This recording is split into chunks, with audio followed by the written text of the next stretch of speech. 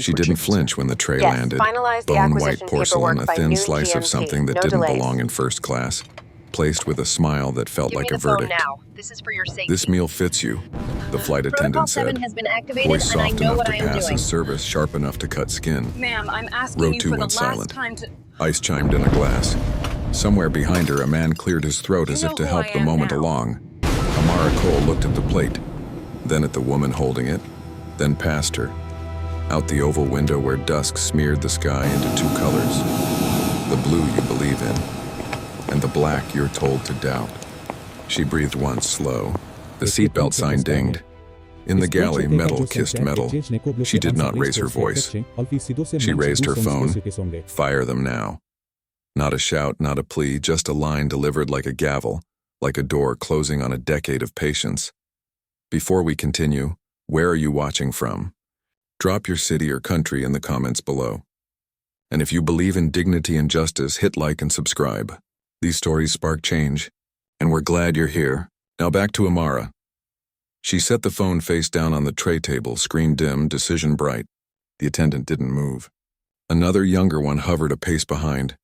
Dark hair pulled tight, eyes wide the way eyes get when truth walks into a room uninvited. The purser leaned from row 1, measuring Amara the way some people measure thread, stretching until they think it's about to snap. "Is there a problem, ma'am?" he asked, already placing the blame in her lap. Amara folded the linen napkin with careful, practiced precision, edges aligned like clauses in a contract. "Not for long," she said, almost kind. She glanced at the aisle. Passengers stared in the way people stare at storms through glass. Safe, curious, unwilling to stand in the rain with you. 20 minutes earlier, at the gate, the same voice had told her, "Premium passengers first," while a man in a golf jacket stepped past with a chuckle. It slid off her then, the way small cuts do when you have work to finish. But here, at 34,000 feet where the cabin hummed like a held breath, disrespect didn't slide. It stuck. The young attendant, name tag Maya, shifted her weight. She started, then stopped beneath the purser's glance. She looked at the plate, at the woman who had received it, at the tiny flag toothpick stabbing the wrong meal. Her jaw tightened. She tapped something on the tablet she carried. Not a recording. Just a note to herself. Time, words, faces. "Ma'am," the original attendant said again. Softer now, "We're following policy." Policy. The word tumbled onto the aisle like a dropped coin. Everyone heard it, no one wanted to claim it. Amara let it ring, then die. She set the plate aside without touching it, as if refusing to sign a contract written in someone else's handwriting.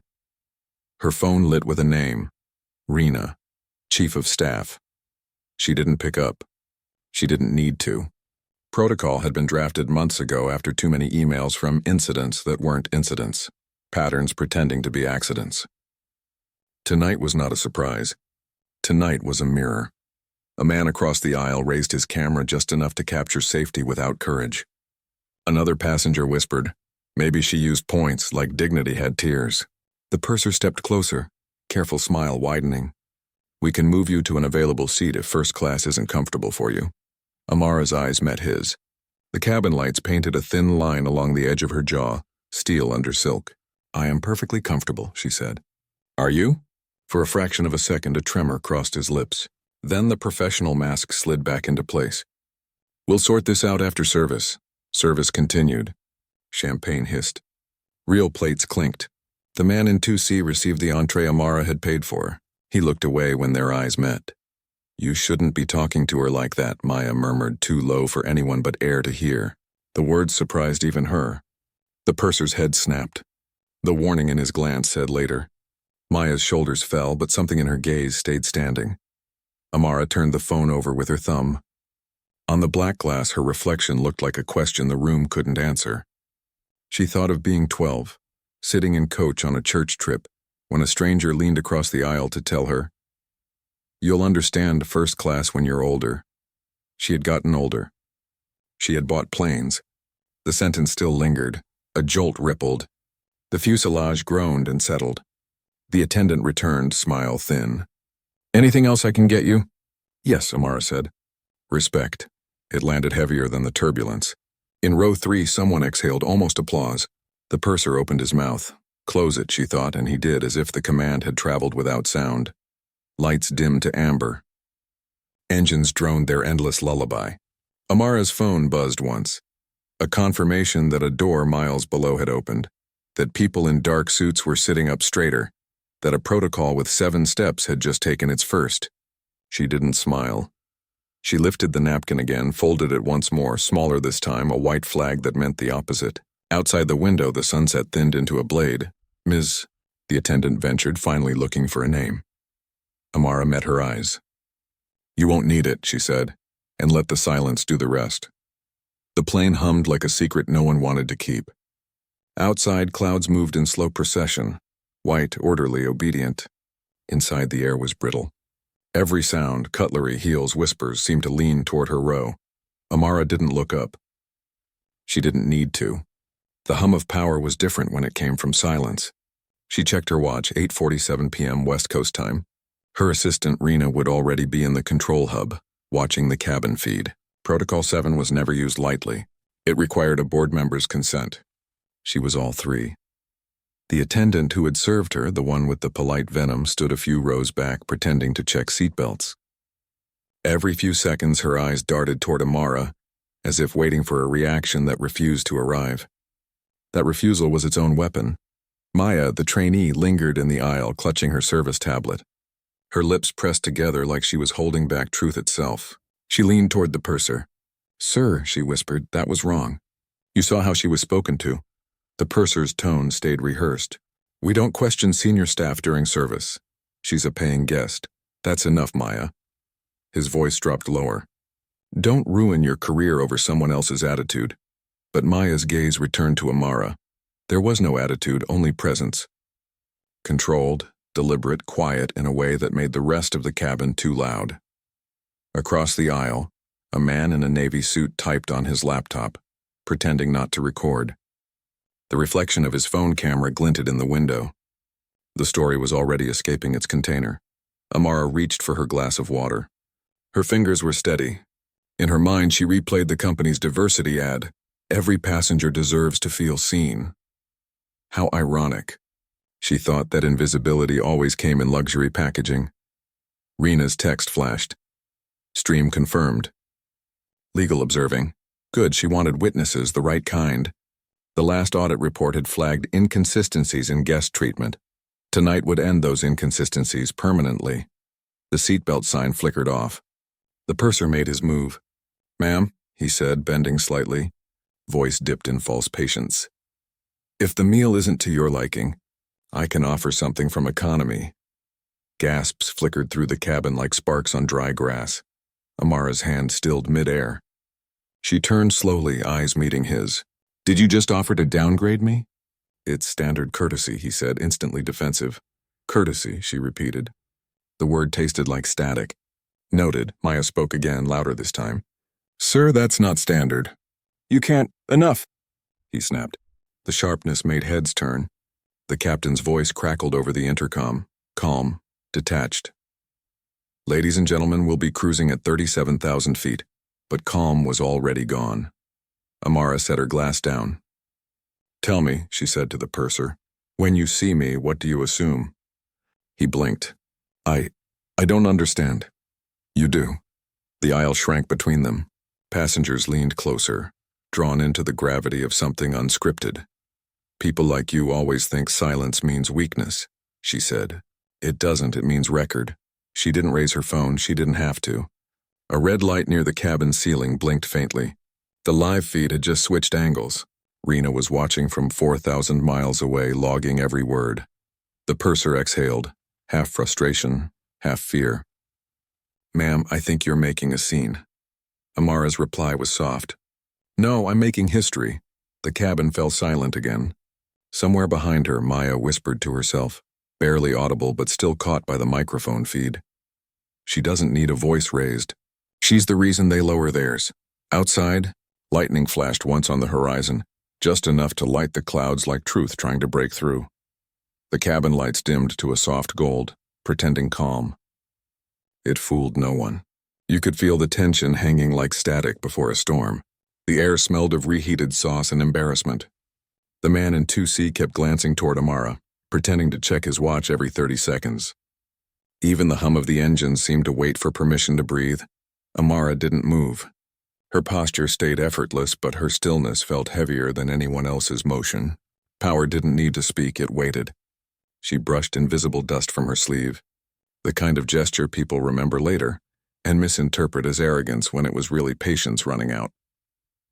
In the galley, the two attendants whispered with the purser. One hissed, "You should report her. These people always play the race card." The purser nodded slightly, unaware the cabin feed was transmitting every word to a legal counsel sitting in an office with a live timestamp. Maya stood frozen by the curtain, eyes darting between them and the passenger she'd silently decided to protect. Her hands shook, but her resolve didn't. She opened her tablet again and quietly selected Incident Report, pending review. It wasn't official authority, but it would leave a trail. The plane hit light turbulence. Cups rattled, ice chimed, hearts jumped. The intercom clicked. "Cabin crew, take your seats." The purser muttered something under his breath and sat down directly across from Amara. His eyes were defiant, but there was a flicker of uncertainty, the kind that appears when someone begins to suspect they've misjudged their opponent. Amara leaned back, gaze steady. "You ever been audited midair?" He frowned. "Excuse me?" She looked at him, not smiling. "No, you wouldn't have. Most people don't realize accountability can fly." He blinked twice, trying to calculate whether it was a threat or philosophy. Her phone buzzed once. Rena's message. "Board connected. Legal flag discriminatory language in transcript." The corner of Amara's mouth lifted, not triumph, just confirmation. She didn't need revenge. She needed clarity, and clarity was coming. Behind her, Maya whispered to another attendant, "That woman, she's not just a passenger." The other whispered back, "Then who is she?" "I think we're about to find out." The purser cleared his throat, trying to reclaim the stage. "Ma'am, for the comfort of other guests, I'm going to ask that you refrain from recording or making calls during flight." Amara's response was calm, surgical. "You might want to check who owns the frequency first." He blinked. "What does that mean?" "It means," she said, voice low but unmistakably final, "you're operating on my network." A beat. Then two passengers exchanged glances, realization dawning like sunrise, slow but irreversible. The man in 2C mouthed a single word to his wife. "CEO?" The purser's hand twitched toward his radio, but the light on it blinked red. Jammed. Controlled. Above their heads, a chime sounded that wasn't from the cockpit. It was from the company's internal system. He didn't recognize the tone, but Amara did. Rena's voice came faintly through the phone on her tray table. "Confirmation received, Ms. Cole." Step 2 initiated. Maya inhaled sharply. "What's step 2? Amara finally looked at her. Visibility. The overhead monitors, normally looping travel ads, flickered. Then the airline logo appeared, followed by a single line of text. "Nova Air values every passenger equally." The cabin froze. The purser's jaw dropped.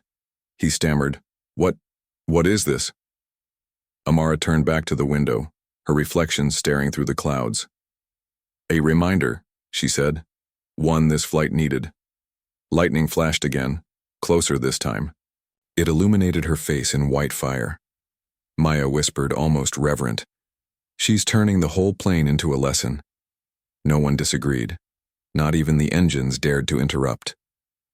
The glow from the monitors lingered in the cabin, a silent indictment disguised as company branding. Passengers whispered as if trapped inside a confession booth. The purser's composure cracked first.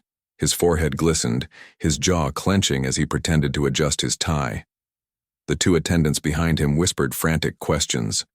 "Is this part of training? What's happening?" Maya already knew. She'd read about it once in orientation, the mystery audit protocol, a corporate ghost story no one believed. Executives would sometimes board flights incognito to test crew behavior, but no one had ever seen it happen. No one thought it was real. Until now. Amara Cole didn't look at them. She reached for the small reading light above her and flicked it off, her profile catching only flashes of lightning outside. To the untrained eye, she was still just a passenger. To anyone paying attention, she was gravity. Her phone buzzed twice. Rena's message scrolled across the dark screen. Cabin feed public in 2 minutes, confirm? Amara typed one word. Yes. The purser leaned in again, his tone slipping from polite to pleading. Ma'am, I'm going. To have to insist that you turn off any devices transmitting. Insist carefully, Amara said without raising her eyes. The sharpness in her tone wasn't anger. It was clarity. Because in exactly 90 seconds, your insistence will be broadcast to corporate headquarters. He blinked. Broadcast? Amara met his gaze. You wanted attention. You have it. A murmur spread through the cabin. The man in 2C lowered his phone. The woman beside him whispered, Is this live? Another passenger across the aisle, a travel blogger, whispered to her followers, We're watching something historic at 37,000 feet. Maya's pulse thudded in her ears. She wanted to do something, say something, but Amara's calm told her that everything necessary was already in motion. Outside, the sky split with lightning. The flash lit Amara's face, revealing an expression that wasn't vengeance, it was resolve carved from memory, She thought of her first flight as CEO, sitting in this same airline's lounge 5 years ago when a staffer mistook her for a cleaner and handed her a tray. She'd smiled then too, not out of forgiveness, but foresight. She knew power was patient. Tonight it arrived on schedule. The purser straightened, desperate to reclaim authority. You can't threaten my staff, he snapped. We're professionals. Amara turned her head, slow and surgical. Professionalism isn't what you do when cameras are on. It's what you do when you think they aren't. Her phone chimed again. Rena's voice came through this time, calm and clinical. Ms. Cole, feed is live. Executives and press representatives are connected. Amara smiled faintly. Thank you, Rena. The attendants froze, confusion blooming into dread. Press? One whispered. What does she mean, press? Maya swallowed hard. It means we're trending. The purser's radio crackled, then died. The signal had been overridden. His eyes darted toward the cockpit, but even the captain wasn't answering now. Amara set her phone down on the tray table, screen glowing faintly with rows of small icons, names, departments, and the words, Compliance Stream Active. She looked up, voice low but cutting through the cabin like glass through smoke. Since we're all here, she said, let's have a real service review. No one moved. You served me disrespect, she continued. You offered me a downgrade I didn't ask for, and you did it wearing this company's uniform. So here's what happens next. Accountability lands before the plane does. A murmur rippled through the passengers. Some raised phones, others just stared. The purser tried one last defense. You can't just... Amara interrupted, softer than a whisper. Watch me. Lightning struck again, thunder rolling seconds later, loud enough to mask the soft chime from her phone. Rena's message blinked once more. Confirmed. Internal HR notification dispatched. Maya looked up, realizing what that meant. The purser's ID badge light flickered red. Amara didn't look satisfied, only finished. Outside the window, the storm began to clear, but inside the cabin, it had only begun. The storm drifted east, leaving the sky raw and heavy with afterlight. Inside, the plane floated in that strange quiet where everyone hears their own heartbeat. The purser sat stiffly in his jump seat, badge blinking red, still not understanding that one small light had already rewritten his future. Amara's eyes followed the window reflection, not the man. She didn't gloat. She studied patterns, the way arrogance always looked surprised when consequence arrived on time. The attendants huddled near the galley, whispering frantic apologies that sounded more like rehearsals for innocence. Maya stood, halfway down the aisle, her tablet glowing against her trembling hands. The system notification flashed across her screen. Crew audit active. Incident timestamp locked. She had never seen that message before. No one had. It meant corporate oversight was watching live. Her throat went dry. She wasn't scared for herself. She was scared of what this moment would mean, the kind of fear that comes when truth stops being invisible. She took one step toward Amara, then another. "Ma'am," she said softly, "may I speak with you?" The purser's voice snapped through the air like static. "Maya, step back." Amara looked up. Her gaze was calm, direct. "Let her." Maya hesitated, then continued forward until she stood beside the first-class row. She didn't sit. She didn't bow. She just breathed. "I saw everything," she said quietly. From the first comment to the downgrade offer, it wasn't right. Amara tilted her head slightly, curiosity softening the steel in her eyes. "And what will you do with that truth?" Maya's fingers tightened on her tablet. "Log it, so they can't say it didn't happen." A faint smile crossed Amara's face. Approval, not amusement. "Good. That's how change begins. Not with outrage, with record." The purser shot up from his seat, face flushed. "You're both violating protocol." Amara's tone didn't change. "We're enforcing it." Passengers stirred. A woman whispered, "She's protecting that girl." A man muttered, "She's teaching her." The flight attendant who had first served the wrong meal, her name tag read Chloe, stepped forward now, voice shaky. Ma'am, I didn't mean anything by it. It was just a mix-up." Amara turned slowly toward her. "A mix-up?" Her voice wasn't loud, but it carried. "Do you know how many times in my life I've heard that? Bank clerks, hotel desks, conference doors. It's never a mistake. It's a pattern." Chloe's lips parted, then closed again. The silence afterward was heavier than any apology could fix. Maya spoke again, her courage steadier this time. "They made me watch those diversity videos in training. They said this airline was built on respect. I believed them." Amara nodded. "So did I. I helped write that policy." Gasps rippled through the cabin. Chloe froze. The purser blinked. Even the passengers leaned forward. "You what?" he stammered. Amara's gaze didn't waver. "I drafted the equity charter for this airline group. The one you all signed during onboarding." Maya's eyes widened. The truth was no longer hidden. It was in the air, undeniable and charged. The purser sank back into his seat as if gravity had increased. "Then why didn't you say who you were?" Amara's reply was quiet. "Because power should never need to announce itself to be respected." Her words landed like a verdict. From the cockpit, the captain's voice broke the silence. "Ladies and gentlemen, we'll begin our descent shortly." Descent. The word carried a different meaning now. Amara reached for her phone, checking one final message from Rena. Press outlet confirmed viewing. HR escalation complete. Continue at discretion. She slipped the device back onto the tray table and said, almost to herself, "Then let's finish what we started." The cabin lights brightened slightly, revealing faces that no longer looked like strangers but witnesses, each one quietly realizing they were watching more than a flight. They were watching a shift. Amara turned toward Maya. "When we land, stay near me." Maya nodded, voice shaking. "Yes, ma'am."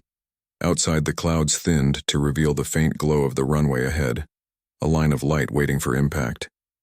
The captain's voice faded, replaced by the mechanical sigh of the landing gear unfolding beneath them. A low vibration ran through the cabin, part turbulence, part tension. Every passenger knew something extraordinary was still in the air. The seatbelt light blinked on. The purser should have given the final announcement, but his radio stayed dead in his lap. He sat pale, motionless, eyes fixed on the floor. Chloe, the senior attendant, adjusted her blazer with shaking hands as if neatness could disguise guilt. Amara Cole didn't move. Her gaze remained steady on the window where streaks of rain caught the city lights below. The reflection that stared back wasn't the face of revenge. It was the face of someone weighing consequence like currency. Maya stood near the galley, heart pounding, watching Amara with reverence and fear. The older woman's calm felt impossible, like still water over a riptide. Maya wanted to speak but couldn't trust her voice. The whole cabin had become a cathedral, and silence was its sermon. A soft tone chimed on Amara's phone. "Rena, Carlo, ground team ready. Legal and PR stationed at Gate 12, security briefed." Amara typed back 2 words. Proceed quietly. Behind her, a man whispered to his wife. She's going to fire them, isn't she? The wife replied, no, she already did. The engines groaned as the plane tilted into descent. The overhead bins rattled like teeth. Chloe finally broke the silence. Ms. Cole, please, if I could explain. Amara turned her head, voice calm. You've spent the last hour explaining. You just didn't use words. Chloe's face fell. Her fingers clutched the seat back, knuckles white. I didn't mean to. You meant to assume, Amara said. And assumption is policy when no one corrects it. The words sliced clean through the hum of the engines. Maya swallowed hard. She wanted to step in, to protect the woman who had humiliated her boss minutes ago. But something inside her knew this was how justice learned to breathe. Slow, deliberate, unhurried. Amara reached down and lifted her leather folder from beneath the seat. Inside was a single document bearing the Nova Air seal. She placed it on the tray table, unsigned. That's the renewal of the in-flight management contract, she said, more to herself than to anyone else. I was going to approve it tonight. Chloe blinked. You were? I was. She closed the folder gently like ending a prayer. Now it expires at midnight. Maya's breath hitched. Even the passengers who didn't understand corporate politics felt the weight of the words. This wasn't just about one meal. It was about an ecosystem of complacency. The captain's voice returned. Cabin crew, prepare for landing. The purser's radio sparked once, then died again. He looked helpless, small. Amara didn't look at him. Her attention was fixed on the reflection of runway lights flickering across the window, thin lines converging, like destiny narrowing to a single point. Ms. Cole, Maya whispered. What happens after we land? Amara's reply was measured. People learn what power looks like when it refuses to shout. The nose dipped. The sound grew louder. Raindrops streaked sideways against the glass. The city rose to meet them, unaware that a reckoning was descending with the flight. Chloe pressed her palms together, murmuring an apology no one heard. The purser buried his face in his hands. Maya stood straighter, clutching her tablet like proof of something sacred. Amara exhaled once, calm, precise. Rena, she said softly into her mic, notify operations. They'll need the gate cleared. Understood, came the reply. Moments later, the landing gear struck the runway with a roar that felt like punctuation. Passengers gasped. The aircraft steadied, brakes whining. The city's night skyline blurred past, a streak of gold and consequence. Amara whispered almost to herself. And that is arrival. The plane slowed, heavy with the kind of silence that doesn't end, it transforms. The passengers didn't clap. They didn't dare. They were too aware that the real landing hadn't happened yet. The jet slowed to a crawl, tires hissing against wet asphalt. Outside the window, the night shimmered under floodlights, silver streaks across the rain-soaked runway. Inside, no one spoke. The engines purred in that uneasy half-silence between arrival and consequence. Ladies and gentlemen, the captain's voice finally crackled through the speakers. Polite, careful. Welcome to Los Angeles International Airport. Please remain seated until the seatbelt sign is turned off. It wasn't the usual tone of relief. It sounded like warning. Amara Cole stayed still. Her phone lit up once more. Rena, ground security in position. Press at terminal doors. HR liaison waiting on tarmac. She replied with a single word. Proceed. The purser glanced toward her, confused by the faint reflection of blue lights flashing outside. A moment later, the seatbelt sign chimed off, but no one moved. The aisle was a corridor of held breaths. Maya leaned forward from her jump seat. Ma'am, do you want me to stay? Amara said softly. You're about to learn how truth lands. The cabin door clicked. Not the gentle sound of release. This was sharper, deliberate. Through the narrow window, 2 figures in dark suits appeared, flanking the jet bridge like punctuation marks. One of them lifted a small tablet that glowed red with the company crest. The purser rose, panicked. Who are they? What's happening? Amara stood for the first time since takeoff. When she did, the entire first-class cabin seemed to realign itself around her. They're here, she said, for you. Chloe took a step back, her voice trembling. Miss Cole, please, don't do this here. Not in front of... Amara's tone was soft but immovable. In front of everyone is exactly where this belongs. She walked slowly down the aisle. Passengers shifted, phones discreetly raised, recording the quiet spectacle of authority. The two compliance officers stepped inside, their presence calm, surgical. One nodded toward Amara. "Orders confirmed, Ms. Cole." The purser's face drained. "Orders? What orders?" "Effective immediately," the taller officer said. "You and the attendants assigned to Flight 1187 are relieved of duty pending investigation." Chloe gasped. "You can't." Amara's eyes met hers. "You already did. You relieved yourself the moment you chose who deserved service." The officer extended a hand. "Please surrender your badges." Chloe hesitated. The purser tried to protest, words tumbling over themselves. "You have no authority to—" Amara cut in, her voice a low current. "I am the authority. You just never imagined she looked like me." Phones caught the line. Whispers rippled. A man in 2C murmured, "She owns the airline." Someone else answered, "She owns this moment." Chloe unclipped her badge, hands shaking. The purser followed, slower, as if delay could rewrite the scene. The officer sealed both badges in a transparent envelope and nodded. "Thank you," Amara said. Her tone wasn't cruel, it was clinical. "HR will follow up." "Maya, please escort our guest to the door." Maya blinked. "Me? You're the only one who remembered the company's values tonight. Consider this your first leadership test." Maya's eyes widened, a mix of fear and honor. "Yes, ma'am." She turned toward the trembling crew, voice steady for the first time. "This way, please." As they walked past the rows of silent passengers, no one clapped. No one cheered. But every eye followed, carrying the weight of quiet vindication. When the door opened, the cold runway air swept in, crisp and sharp. The purser glanced back once at Amara, at what respect really looked like, then stepped off the plane. Amara remained by the doorway, her silhouette framed by flashing lights. She spoke softly, more to the night than to anyone else. "Justice doesn't need applause. It just needs witnesses." The words lingered as the door sealed shut. Maya returned, breath unsteady. "They're gone." Amara nodded once. "Good. Now let's make sure the story stays where it belongs, everywhere." Outside, the rain began again, thin and deliberate, washing the runway clean. The cabin door sealed with a hydraulic hiss that felt final. The noise of the outside world, rain, engines, human chatter, muted into a hum. Inside, the energy shifted. Some passengers exhaled for the first time in an hour. Others sat stunned, afraid to move, as if the air itself still carried her authority. Amara didn't sit back down. She stood near the doorway, watching the rain run in small rivers across the glass. Runways were meant for arrivals, she thought. Tonight they were for accountability. Her phone buzzed again. "Rena, crew badges deactivated. Media confirmed on standby. Statement draft ready." Amara typed. "Hold for 5 minutes." She wanted the silence to breathe first. The aftermath always mattered more than the act. Maya approached cautiously, her steps soft on the carpet.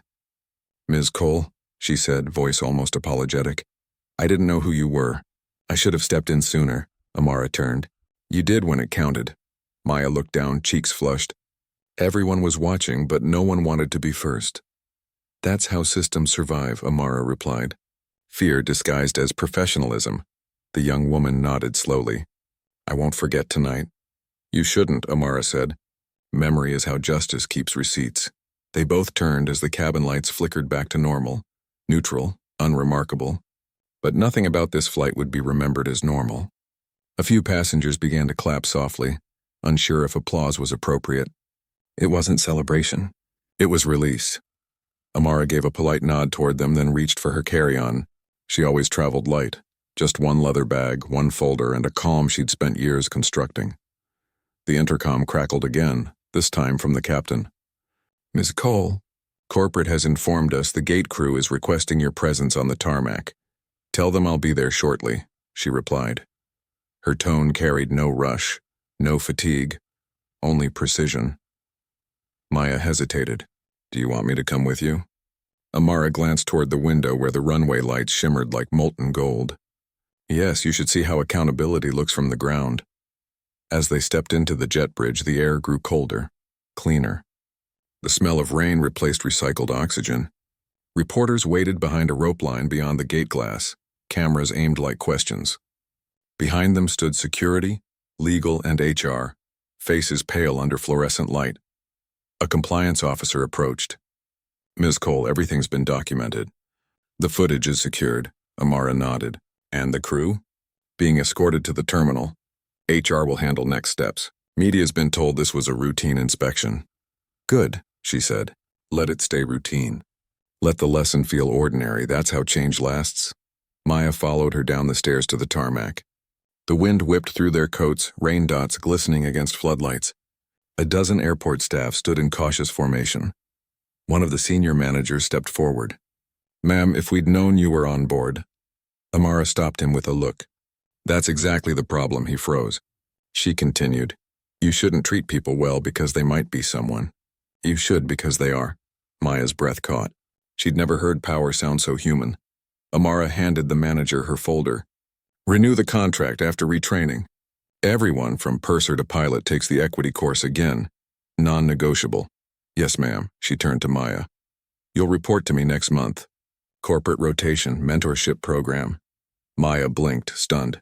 I don't know what to say. Say yes. Then show up. Yes, ma'am. A small smile flickered across Amara's face, the kind that wasn't about triumph, but trust restored. Behind them, the plane gleamed under the rain, a silver monument to one woman's quiet refusal to accept less. Come on, Amara said softly. Let's go finish the story. The rain had softened to a mist now, rising like steam from the tarmac lights. Cameras clicked behind the terminal glass, but Amara ignored them. She wasn't here for headlines. She was here for clarity. The hum of engines in the distance sounded almost ceremonial, like drums at the edge of justice. She walked beside Maya toward the line of executives waiting just beyond the gate. 3 men in dark suits, ties trembling in the wind, shifted nervously as she approached. Behind them, a woman from public relations held a clipboard, pretending not to tremble. Ms. Cole, one of the executives began, forcing a smile. We're deeply sorry you had to experience. Amara raised a hand, stopping him mid-sentence. Don't perform, fix, he blinked. We're already preparing a public statement. You'll release nothing until I approve it, she said, voice low but lethal. This isn't about damage control. It's about integrity control. The PR woman swallowed hard, lowering her clipboard. Amara turned to Maya. You were there from the first insult to the final act. Tell them what you saw. Maya hesitated. She wasn't used to addressing power in suits. They assumed she didn't belong in first class. They mocked her, ignored her, then tried to cover it up. The executives looked at each other, uncomfortable. Amara continued. And now you'll make sure no one else repeats that sequence. Every employee, every level, from flight crew to boardroom. One of the men cleared his throat. Ms. Cole, with all due respect, this was an isolated incident. Amara stepped closer, her heels tapping against the wet ground. No incident is isolated when bias is policy by habit. The man lowered his gaze. She wasn't raising her voice, yet every syllable carried the weight of a press conference. Do you know what your brand promises? She asked. Comfort, dignity, safety. But none of those mean anything if respect is optional. She let the words hang in the cold air. Even the rain seemed to pause, then she did something unexpected. She handed Maya her phone. Play it, she said. Maya pressed the screen. The cabin footage began, a silent reel of what had unfolded only an hour earlier. Chloe's smirk, the purser's dismissal, Amara's calm reply. Fire them now. The video looped on the phone's bright screen, lighting Maya's face in soft blue. The executive stared, shame reflected in the pixels. This, Amara said quietly, isn't about embarrassment. It's about education. She turned to the PR director. Draft the statement around that idea. We don't hide mistakes. We model accountability. Yes, Ms. Cole. Maya glanced up, astonished by the balance in her tone. No rage, no vindication. Just purpose. People will talk about this, one of the men said. The media will spin it, Amara nodded. Let them. The truth doesn't need editing. She turned slightly, facing the line of staff who had gathered near the terminal door. Pilots, attendants, baggage handlers. Their faces carried that mixture of fear and admiration reserved for someone who broke silence without breaking decorum. Amara raised her voice just enough for them to hear. If you ever wonder what leadership looks like, it's not the person shouting orders. It's the one standing in the rain to make sure the right thing gets done. The words landed deeper than any speech could. Maya felt her chest tighten. She had never seen command used so gently. The PR woman looked up. Should we alert the board press office, ma'am? Amara shook her head. No need. The story will reach them before the rain stops. A faint smile ghosted her lips, not pride. Peace. Then she handed Maya the phone. Keep it, she said. A reminder of what truth looks like when it's recorded, not retold. Maya held it like something sacred. Yes, ma'am. As they turned toward the terminal doors, the runway lights reflected in the puddles behind them, long lines of gold fading into black. By the time Amara and Maya reached the terminal, the world outside had already begun to stir. Phones were buzzing with live updates. Someone on the flight had uploaded the video before landing. Headlines glowed on nearby screens. Airline CEO faces discrimination on her own plane. Fire them now. Silent power, loud lesson. Amara walked through the automatic doors without flinching. The terminal air smelled of coffee, jet fuel, and questions. Employees lined the edge of the concourse, whispering, pointing, unsure if they were witnessing a scandal or a sermon. Security escorted the dismissed crew toward a side exit. Chloe's mascara had run, streaking like old ink. The purser's posture had shrunk into apology. Every step they took sounded heavier under the fluorescent lights. The executives trailed behind Amara, speaking in fragments. PR crisis. Stock volatility. Internal memo. Amara stopped. Just stopped. The sound of her heels cutting against the tile made everyone else stop too. She turned slightly, her voice clear, even calm. This isn't a crisis, she said. It's clarity. Let it live that way. Her words didn't rise above conversation level, but the echo carried farther than a shout. Reporters waited behind a velvet rope near Gate 12. Flashes went off, questions firing like artillery. Ms. Cole, how do you respond? Were you traveling incognito? Is the video authentic? Amara didn't slow. She faced the microphones only when she reached the center of the crowd. Rainwater dripped from the hem of her coat. Her hair framed her face like armor. Yes, she said simply. The footage is real. A murmur rippled through the reporters. One leaned forward. Then is it true you ordered the crew fired mid-flight? Amara's gaze was steady. No, I ordered accountability mid-flight. Termination was a result of their own behavior. Do you believe this will damage the airline's reputation? Another asked. She paused, choosing her words like an architect chooses beams. Reputation is what you show when the world's watching. Character is what you show when it isn't. Tonight proved which one we're building on. The crowd quieted. The clicking of cameras softened, replaced by the low hum of respect.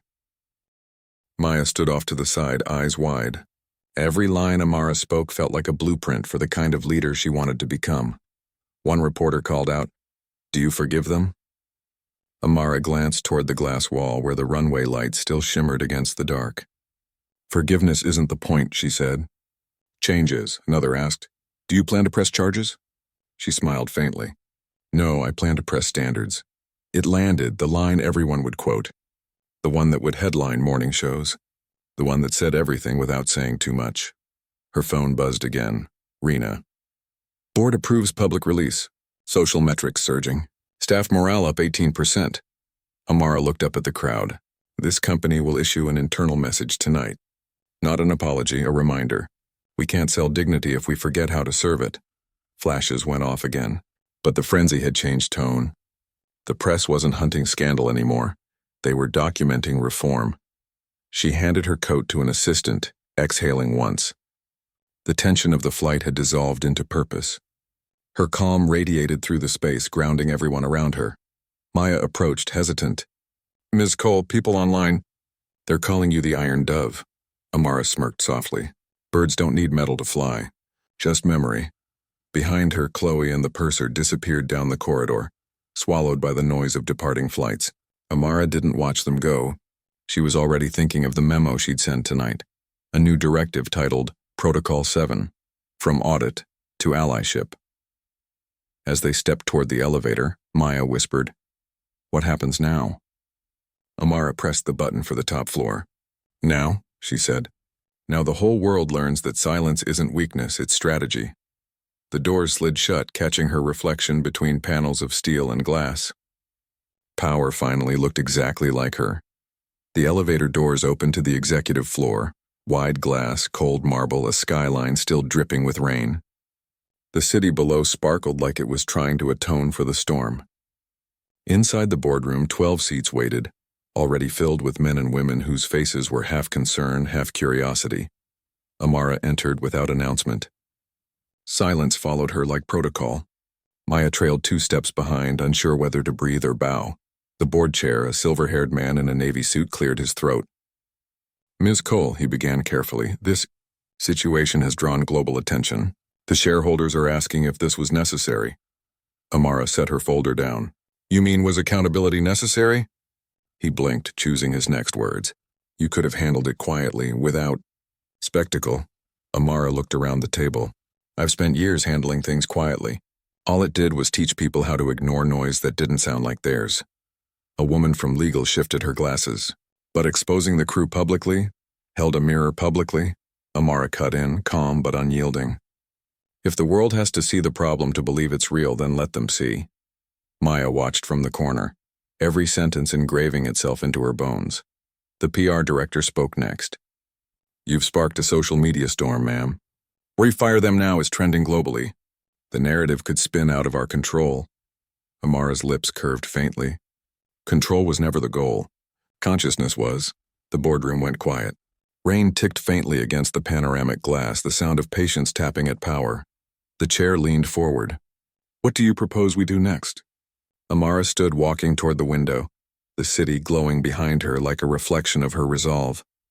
"We rebuild trust, not through slogans but through systems." She turned back to them. "Mandatory empathy certification for all staff, leadership included.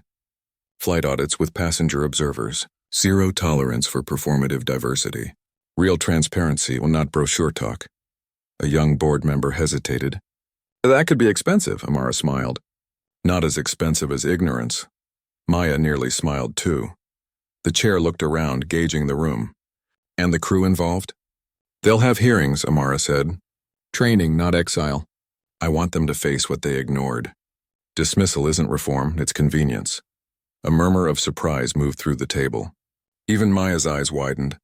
"You're not firing them permanently?" She whispered. Amara glanced her way. "No, the goal was never to ruin lives. It was to restart them." The board chair exhaled slowly. "You've turned a PR disaster into a manifesto." "Into a mirror," Amara corrected. He studied her for a moment, then nodded. "The board will back your proposal." "Good," she said, gathering her folder. "Then let's make it policy before sunrise." As the meeting dispersed, one older member lingered, shaking his head with a half smile. "You're making enemies tonight." Amara's response was simple. "Only among those who mistake comfort for leadership." When they stepped back into the corridor, Maya finally exhaled. "I thought you'd want revenge." Amara shook her head. "Revenge wastes power. Justice reinvests it." They walked past a glass wall where the company's mission statement was etched in silver. "To elevate everyone." For the first time, the words felt real. Down below, the terminal lights shimmered against wet pavement. Planes lined up for departure, silver and silent, their engines rumbling like promises kept. Maya looked at her mentor. "What will you call this policy?" Amara paused, considering. "The runway standard," she said finally. "Where respect takes off before the plane does." The phrase hung between them. Steady, luminous. A notification buzzed on Amara's phone. "Rena. Media praising your response.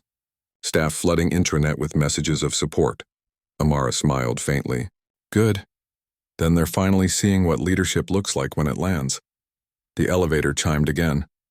Somewhere far below, dawn began teasing the edge of the horizon. The storm had passed, but its message was just beginning to echo. By morning, the rain had gone, leaving the airport wrapped in gold light. The storm's residue gleamed on the runway like proof of something washed clean. From the executive lounge above Gate 12, Amara Cole stood by the window, coffee untouched, watching planes taxi across the wet tarmac. Each takeoff left behind a plume of mist, new beginnings leaving old weight behind. Her phone vibrated against the table. "Rena, overnight reports, 0 cancellations. Public support trending positive. Employee sign-ups for new training program exceed target by 260%. Amara typed a single word back. "Expected," she smiled. Not the smile of satisfaction, but recognition. This was what accountability looked like when it worked. Quiet, firm, self-sustaining. Justice didn't always roar. Sometimes it signed policies and booked flights. Maya approached from behind, carrying 2 cups. "Black, no sugar," she said, setting one beside Amara. "You remembered." "I learn fast," Maya replied. "Everyone's still talking about last night. The news is calling it the Runway reform." Amara's gaze stayed on the window. "Good, let them talk. Change needs conversation more than applause." Down on the tarmac, a maintenance crew moved in careful rhythm, refueling an aircraft under the rising sun. Every motion seemed deliberate, like choreography rewritten. Maya hesitated before speaking again. "They reinstated the purser and Chloe, pending retraining. HR said you requested it personally." "I did. Why? Because if all we ever do is punish, then we become what we hate. People who see mistakes as final instead of formative." Amara turned toward her, eyes soft but steady. "Leadership isn't power over others. It's patience with purpose." Maya absorbed the words like a lesson meant for more than today. "You really believe people change?" Amara sipped her coffee. "If they're forced to face their reflection long enough, yes." A knock on the glass interrupted them. One of the senior executives from last night stood outside, holding a folder marked Runway Standard, Implementation Plan. He entered, expression humbled but earnest. "It's done, ma'am," he said. "Every flight, every crew effective immediately. Orientation videos go live within the hour." Amara nodded. "Good, make sure the message stays simple." "Yes, ma'am." "How simple?" She looked out at the planes again, engines humming like the heartbeat of a system she was rebuilding. "Respect is policy. Everything else is training." The man nodded, almost reverent, and left without another word. For a moment, silence filled the lounge. Then Maya said quietly, "You know, people are calling you the most powerful CEO in aviation." Amara chuckled under her breath. "Power isn't what they think it is. What is it then?" "Power," she said, setting her cup down, "is being able to stay silent until the world finally listens." The morning announcements echoed faintly through the terminal speakers. Flight 1187 now boarding for New York, the same flight number from the night before. A small poetic symmetry. Amara gathered her bag. "You're on that flight," she said to Maya. Maya blinked. "Me? Yes, you'll sit in first class this time. And you'll watch how people treat each other when the standard's no longer optional." Maya nodded, emotion rising in her chest. "Thank you, Ms. Cole," Amara smiled. "Don't thank me. Just live it." As Maya left, Amara lingered at the window a moment longer. The plane she'd turned into a symbol now rolled forward again, sleek and silver against the morning light.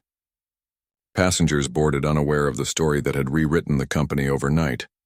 But they'd feel its echo in every small act of decency that followed. She whispered, almost to herself, "Justice doesn't need to travel far. It just needs to arrive." Then she turned, her reflection fading into the sunrise. Black suit, steady stride, the quiet proof that dignity never asks permission to board.